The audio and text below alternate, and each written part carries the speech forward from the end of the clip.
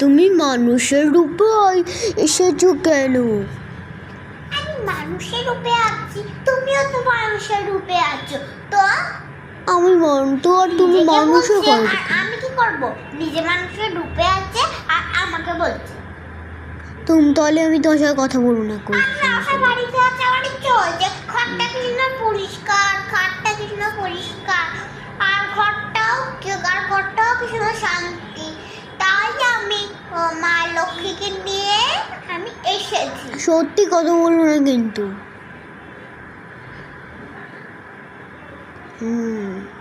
কেন কথা বলবে না? কৈলাসে না গেলে কি হয় বলো তো একটু? তোমার কৈলাসে গেলে তুমি ধ্যান করে দেখো, ভালোই লাগে না আমার।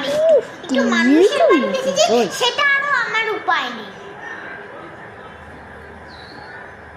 কি বলবো আমি তোমাকে মহাদেব, তোমাকে আমার কিচ্ছু বলার নেই।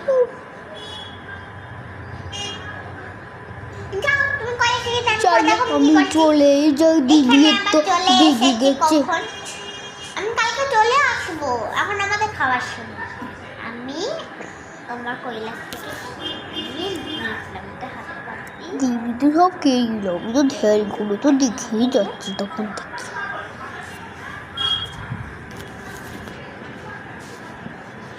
এবার আমার তো পেটটা পড়ে তো গেছে। ঘুমিয়ে পড়ছে। দেবী ঘুমিয়ে হলে সকালে যাবে কিন্তু। আবার তো কাল উঠতে হবে।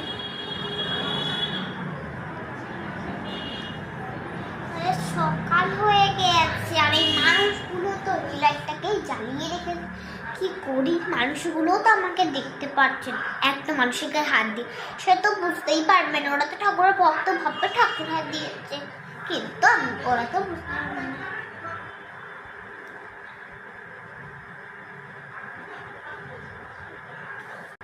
কি হাত দিল? আবার ঠাকুর নাকি? ওই জন্য বুড়িমাকে একবার পুজো করবে না, ঠাকুর বসে মাথায় হাত খোলা। কি করি এবার আমি?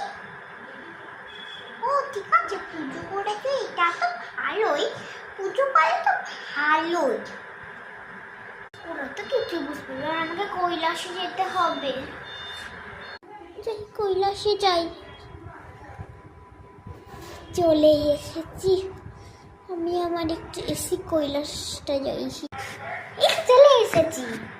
আমার ভিডিও ভালো লাগে তাড়াতাড়ি চ্যানেল সাবস্ক্রাইব করে দেবেন। Thanks for watching, by.